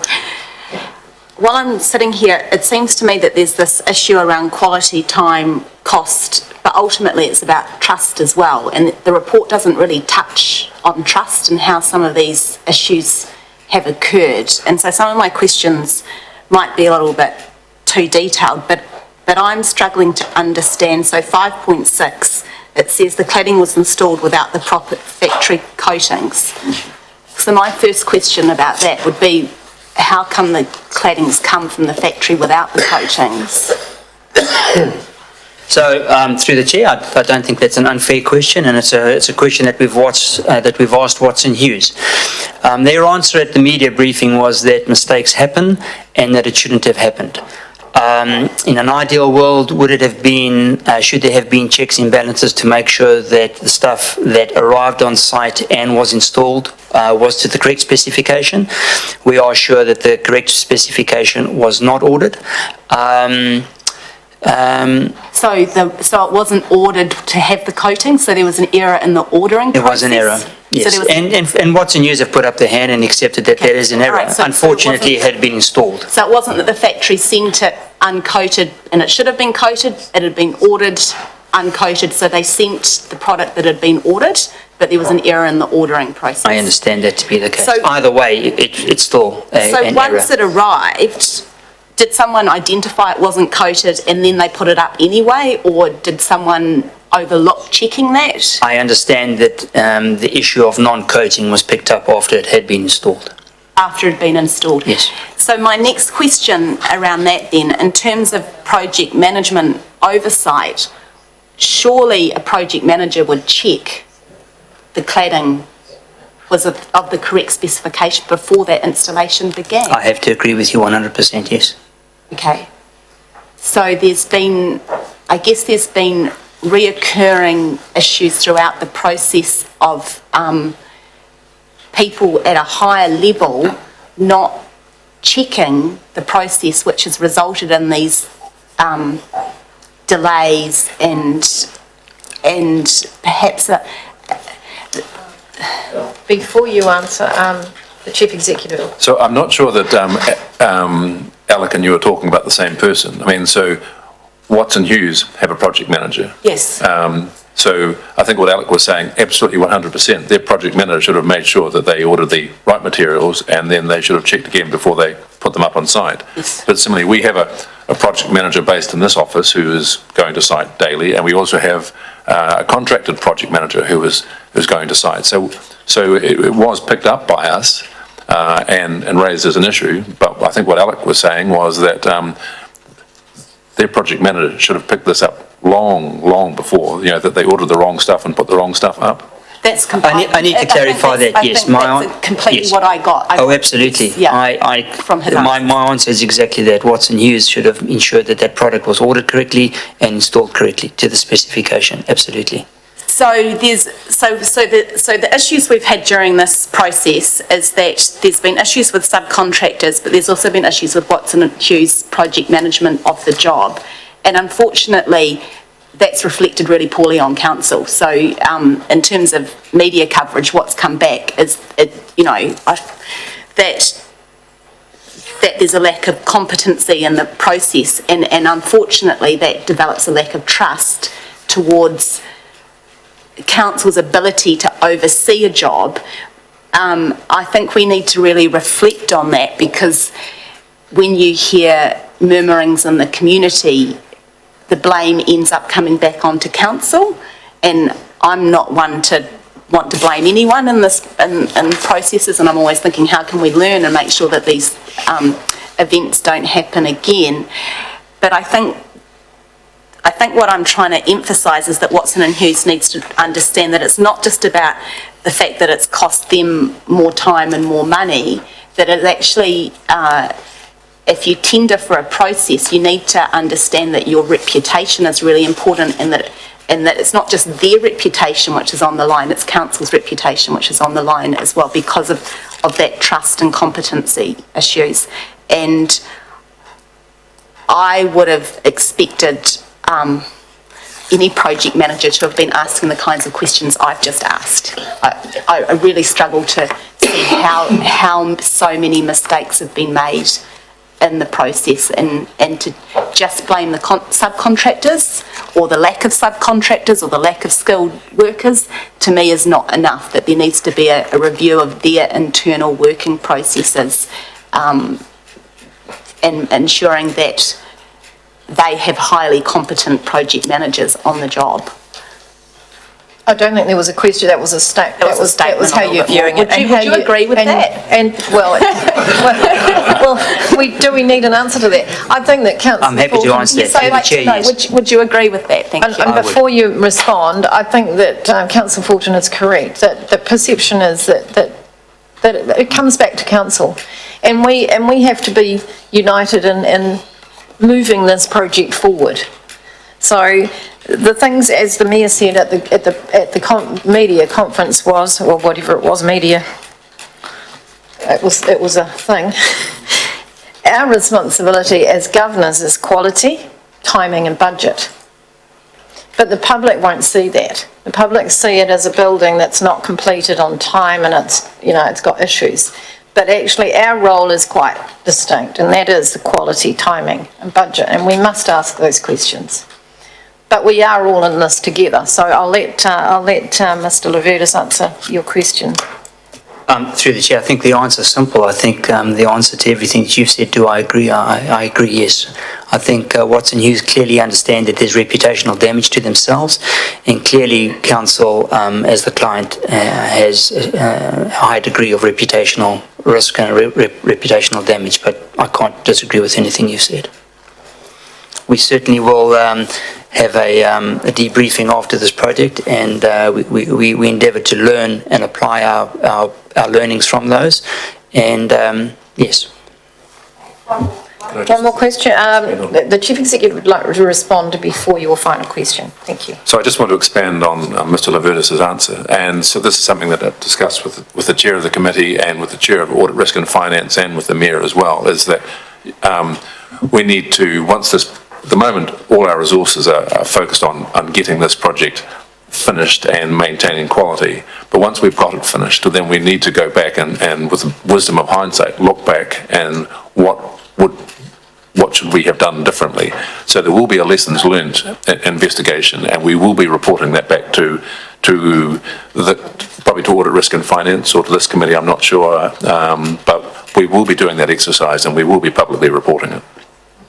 So that because at the end of the day, it's the council's reputation that's damaged, and we need to make sure we don't get in the situation again. Thank you. Well, should I say, reduce the likelihood of getting in this situation again? So through the chair, yes, my next question was actually around that, because you mentioned that when we go out for contract, we don't actually reference check subcontractors, which I can understand, but I did think we had some wording in our contracting policy, and I'm sorry, I might not be using quite the correct terminology, about seeking local, trying to employ locally and trying to support the local economy. Through the chair, I think what Councillor Fulton is referring to and is when tenders are, all tenders that are going out have a percentage in the non-price attributes assigned to local. Yeah. I think that's 5%, and we will be applying that. We have been applying that for all contracts as a result of this issue. Yes. So all new contracts will have a 5% base, and yes, which will reflect support of the local industry. When we do review this, I think that's quite important in terms of reviewing our policy and how we go out and look at contracts, and also in terms of, because it's very easy to look at quality, time, budget, those quite measurable areas, but it's far harder to measure reputational risk, trust. I mean, I think one of the biggest issues here is trust and integrity and competency. Competency is huge. I mean, I've project managed the build of a tiny house, and I know what's involved to a small degree, but some of these questions seem pretty easy to me, and I'm just quite perplexed how so many mistakes could be made along along what should be fairly straightforward, as cladding. So I think that that's an important part in terms of reviewing our tender process, how we ensure that those non-measurable reputational risk issues are addressed. It's not just about the lowest bid or the size of the company or the company itself. It's about ensuring that there is a company which has the competency in our region and has enough understanding of all of those intricacies of doing a big build into the future. If you follow me, I think we need to perhaps be reviewing how we contract to a degree to ensure that this sort of thing doesn't happen again. And the review will cover that. Yeah. If that was the question. Okay. Is that right? Yes, I think I have got a list of 4 people, and I think it's time that we let everybody have a wee break. I certainly need to stretch my legs, and so we'll have a 15-minute break, and we'll be back. Thank you.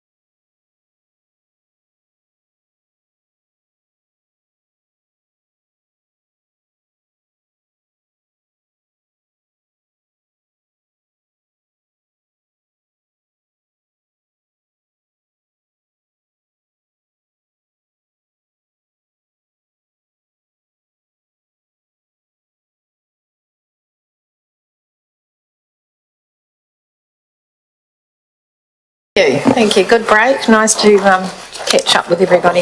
So we've got our next person asking questions. So I'll tell you what the order is. We've got Councillor Walker, Councillor McGurk, Councillor Courtney and Councillor Barker. So we've got Councillor Walker first. Thank you. Through you, Madam Chair. Just a clarification. If you look at the chart at the top of page 2, 5.1 budget, it refers to a line there of $114,000 additional funding approved by Council for kitchen and generator in August. It infers that it's the supply of a generator, and that is not correct. It's provision for any emergency generator to be connected. So I have a feeling that we're going to be referring back to the previous documentation, and I'd like to see that wording altered just to accurately reflect that it's not the supply of a generator, it's just so that a generator can be connected in an emergency should the need arise. I think it's generator ability for the wiring, isn't it? Yes, that is correct. Right. It's not the supply of a generator. And I think that some of us probably knew what that meant, but for clarity, I think that's a really good suggestion, that it's for the ability for a generator to be run, because you can't just go and plug those into a normal power socket, can you? Can you, Mr. Levertus? No, through the chair, I'll fix up that wording. Councillor McGurk? Thank you, Madam Chair, and through you. A couple of questions. You talked about in your verbal briefing, Mr. Levertus, the gym installers on site, 13 carpenters, another 4 coming up from Christchurch. I suppose, what assurance have you got about these skills, qualifications, experience to do the job? So, and bearing in mind we've got a tight market, so maintaining that quality. I have spent, as I said this morning, I spent some considerable time out on site with the project manager. I need to say that I have confidence in that, and that's the project manager from Watson Hughes. Just in terms of what he was showing me out on site, we walked through the building and told me where resources were being allocated. I have faith that he has this in hand. He's working with our independent assessor. I have asked the question about competency, and he has assured me that everybody on that job will be will have the necessary skills. Yes. The tradesmen. Yes. Tradespeople. Next question is relation to 5.10 in the report that's been put up, and your report is that the all subcontractors have been paid by Watson Hughes. What assurance that in fact is the case? Have you come to that assurance? I have asked and sought assurance from the owner-director of the company, and he, on several occasions, and he has given me those assurances that all subcontractors that have been paid for all their work done, and I've also received assurances from his senior staff that has been the case with him present in the room. Yeah. Okay. And the last question I've got really is, you talked about some additional supervision. What's the nature? What's the nature of that, or what will be your decision point about whether it's required or not required? So there's two aspects of that question. In terms of the additional supervision that we have currently on site, so we have additional more targeted supervision from the architect, and we have had for several months. We've also had a designated project manager that is overseeing that job, and we also have our external project manager that's working for us on site on a daily basis. I am in discussion at the moment with Grant Hunt, who's the independent assessor, in terms of how we ensure that we make whatever resources are on site at the moment. I am anticipating that just to give me comfort that everything is going smoothly, irrespective of the confidence I have in the external project manager from Watson Hughes, that I will be considering additional supervision from our side to make sure that everything is lining up. Thank you, Councillor. Councillor Courtney? Thank you, Madam Chair. Through you to Mr. Levertus. Mr. Levertus, this independent quality assessor, Grant Hunt, I'd like to compliment you on appointing him for a start, because he has an excellent reputation. What I'd be interested to know, and the community would too, will his report be made public? Through the chair, the intention is that that will be coming back to council, and yes, it will be open to the public, yes. Thank you. I've got just one or two there. There's been some interest in the community about the composition of this selection panel that finally selected the successful tenderer. What's the how many people on that panel, and who were they? So through the chair, maybe I can talk about our evaluation process in general, and I can confirm that that process that I'm going to be telling you about now was followed. So on all our tenders, we have a quality assurance system whereby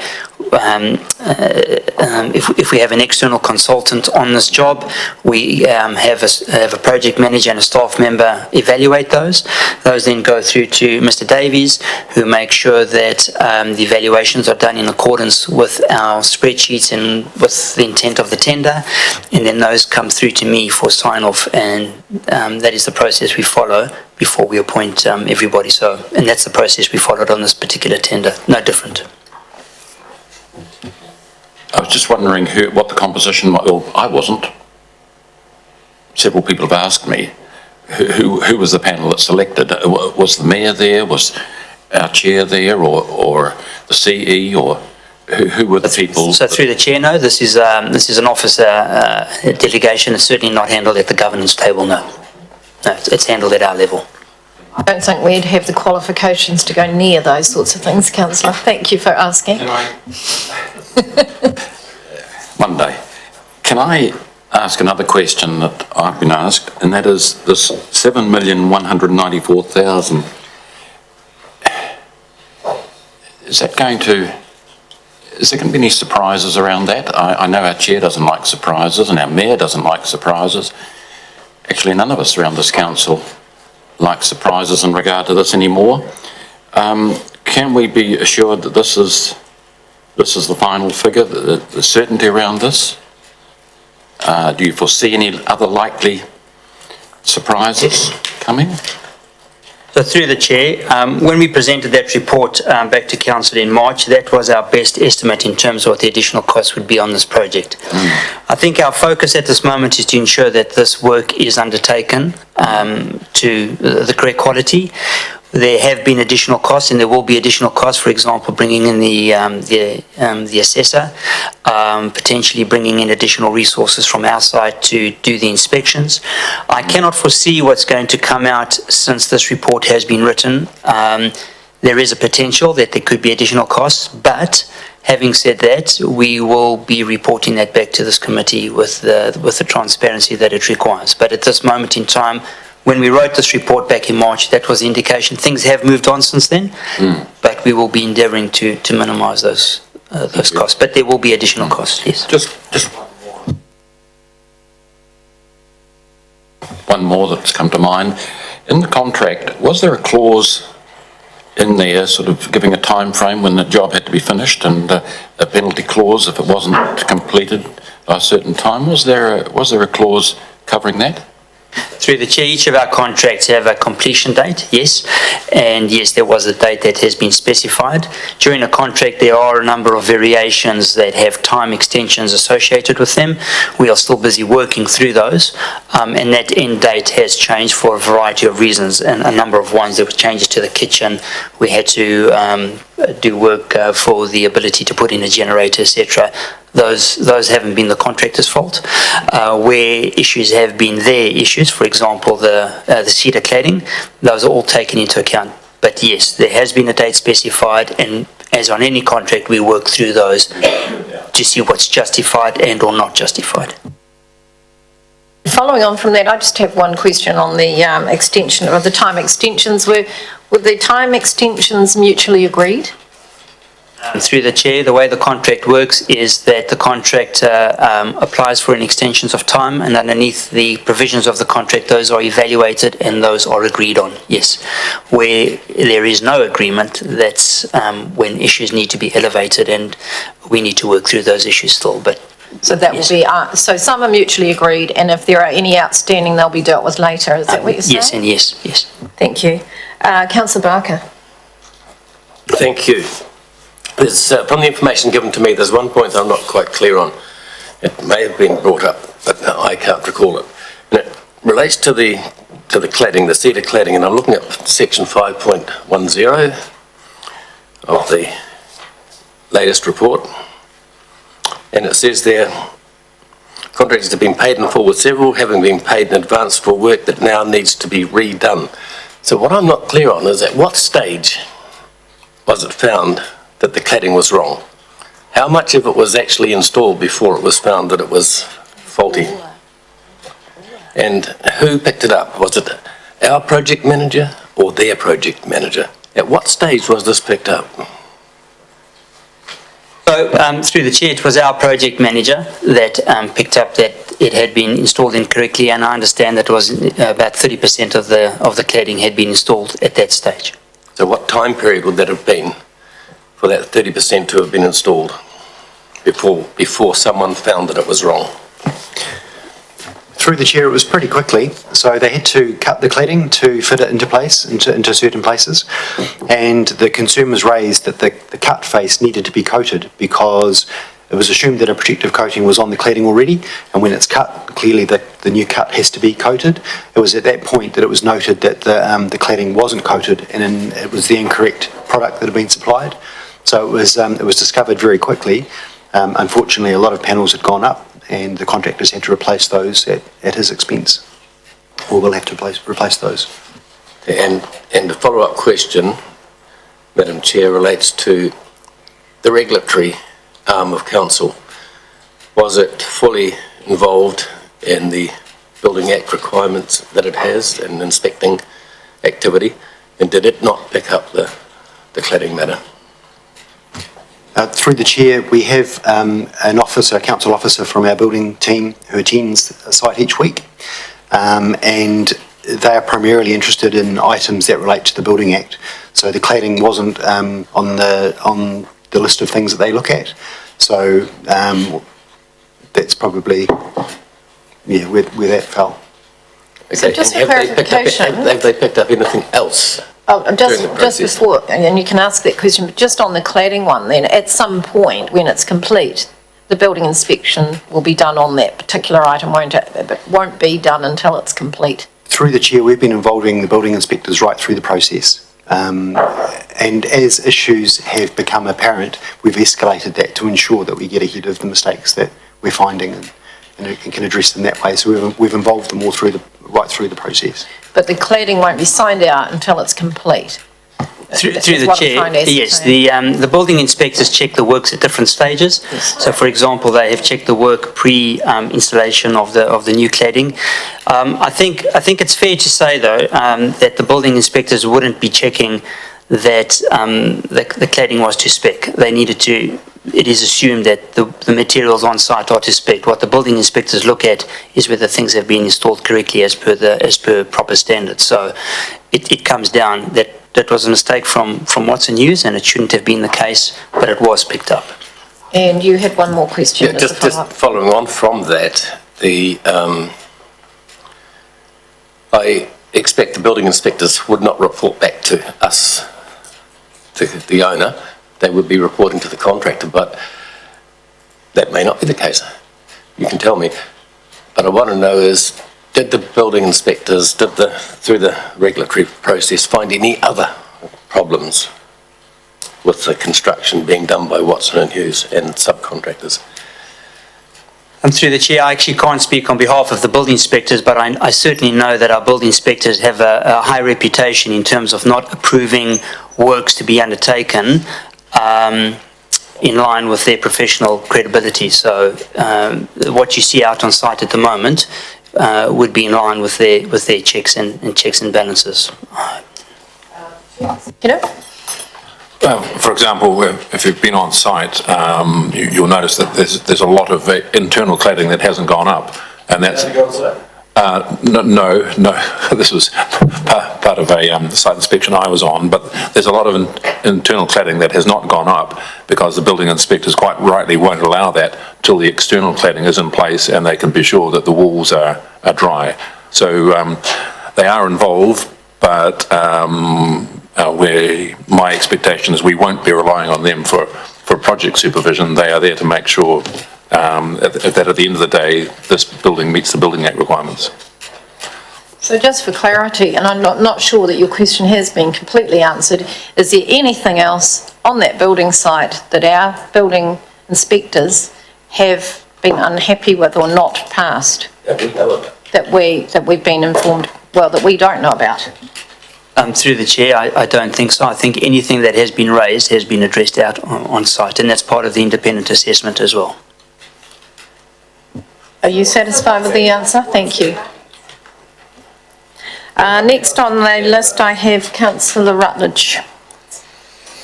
And then that's all I've got. Has anybody else got any final questions? Thank you, Madam Chair. Just question, and maybe this is one that will get kicked to the whole project review, but I'll just ask it now so it's staff got awareness of it. Then the question is, when was the first time that potential concerns about Watson Hughes' ability to obtain local subcontractors were raised with you?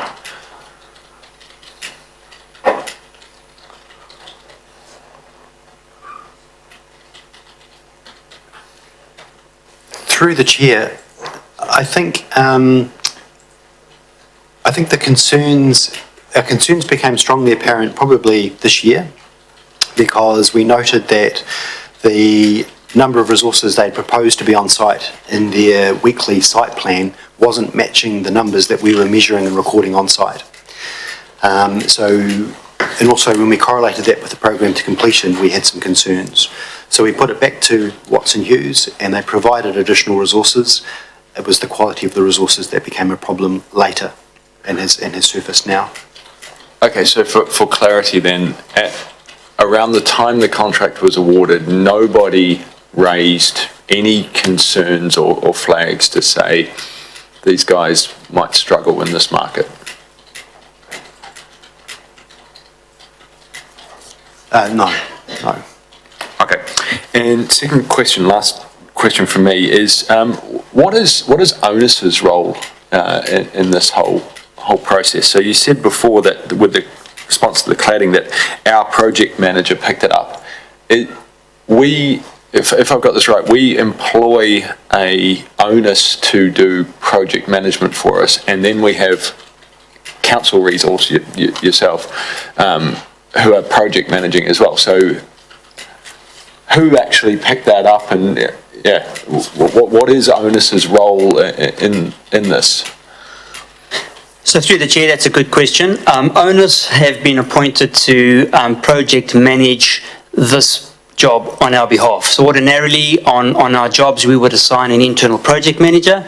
This job was deemed to the level that we needed an external project manager. I need to stress that it is not up to that individual or that company to plan the program works on behalf of Watson Hughes. They need to have their own project manager/managers to ensure that all the work is programmed. What our project manager is there to do is to make sure that they meet regularly with their contractor and make sure that what the contractor is providing in terms of resources and in terms of program makes sense. So that is the job, and in this case, Mr. Peter Chisholm from ONUS performs that role for us. And about 4 or 5 months ago, I realized that we needed to ensure that we have greater oversight on site, and I brought in a different management structure, and I required Mr. Peter Chisholm to be out on site daily with greater oversight from one of our internal project managers. So I elevated the requirements of site supervision from our side. Okay, so you're entirely satisfied with ONUS's performance throughout this, or is that something that's part of the review going forward? I think through the chair, that's something that everything will be in the mix, absolutely. Okay. Thank you. Thank you. Councillor Courtney. Thank you, Madam Chair. Through you to Officer Shane. Shane, how does this compare to other projects you've been involved in? This particular project, the Green Meadows project, compared to the others you're involved in, how many have you been involved in, and is there a similarity, or is this unique project as far as you're concerned? Through the chair, I think on our books this year, we have 120 odd projects. They're all various stages. Some of them are investigation, some of them are design, some of them are consultation consent, various stages, some of them are construction. The majority of them, the vast majority of them have gone really smoothly, and we have no issues.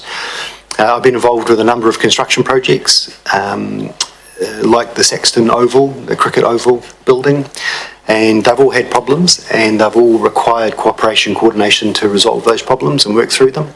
But I think that this project has been quite unique in that it's had more than I've experienced before. Thank you. Before Councillor Fulton's got it, I would like to move that we receive the report, and if I could get a seconder, Councillor Fulton, and final words. Yes, thank you through the chair.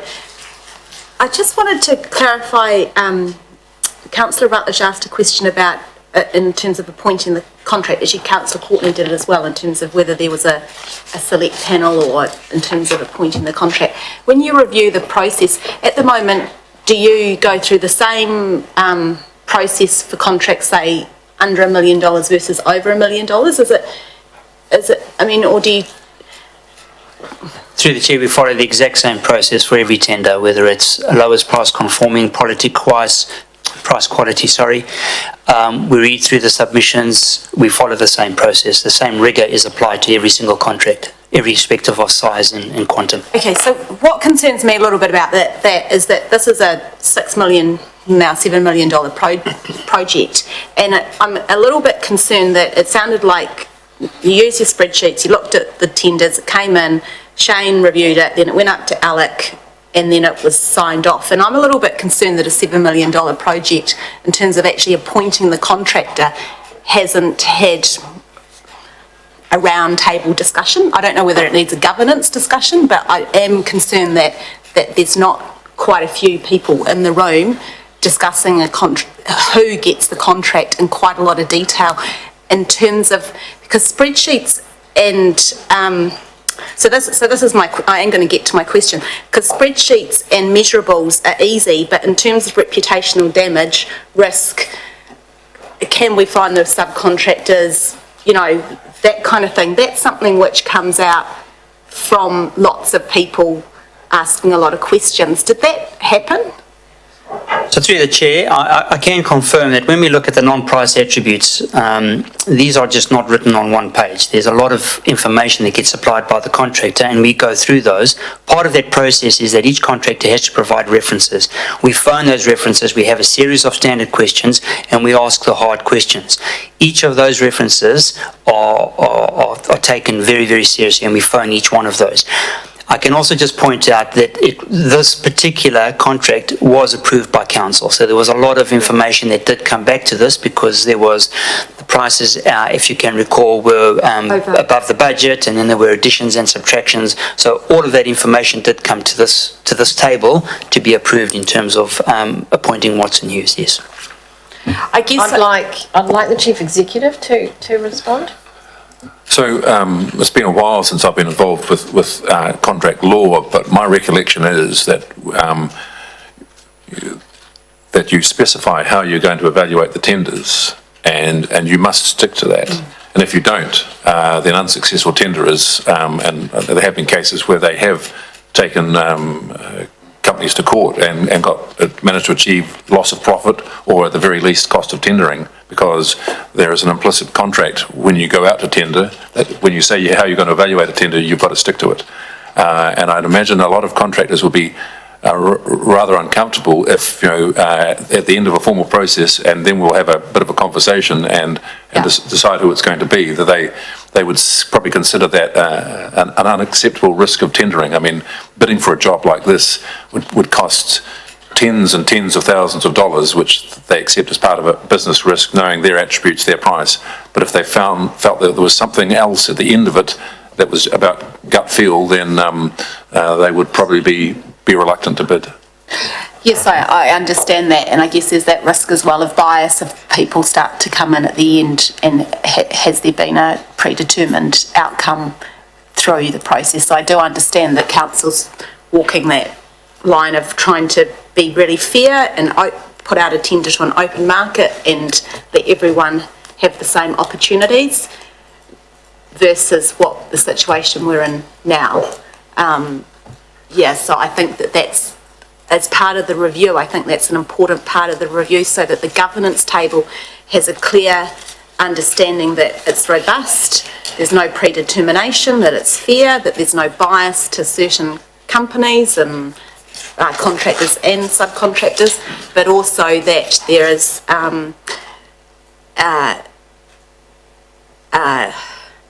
that reputational risk and trust is part of that process. So do you think that you can... That will be part of the review can we make changes? Are there changes we need to make to our tender evaluation process in light of this? But that's what that price quality evaluation is trying to get a good quality product at the best price because we are spending public money and obviously publicly accountable for it. Okay.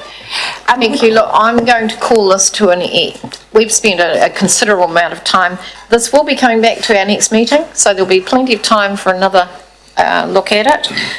More updates. It is a regular item on our agenda. So I'm going to now ask that we go, the officers can be relieved of their seats. And I'd like to ask if anybody wants to debate this or whether we're going to put it. Debate? Yeah, I'm actually going to speak to it really quickly. So thank you so much to the officers for coming and answering those questions. I think that this has been a fairly controversial process, and I'm aware that unfortunately as a result of it there's it's almost like we're the laughing stock at the moment, unfortunately, and I'd like to try and change that because I do think that our staff work incredibly hard to ensure that there is good outcomes, and I think as a council that is our intention as well. We want to be high performing, we want to be we want to have great, this project was supposed to be a winner and we really want to get it back on track in that regards. I think unfortunately there's been mistakes made along the way which has resulted in lots of talk in the community, and it concerns me that at a governance level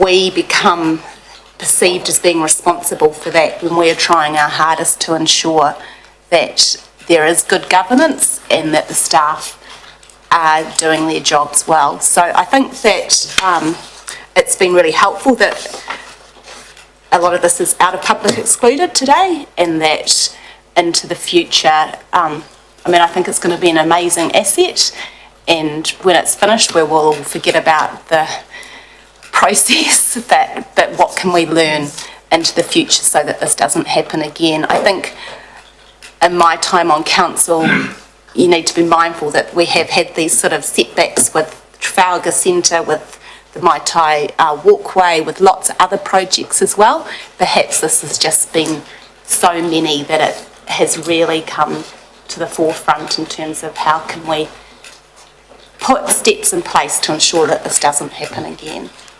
Thank you. I'm going to have the right of reply. Laughing stock's a bit strong, I think. There's been certainly a lot of conversations in the community, and I think it's important that those are actually directioned in the right place to get some responses.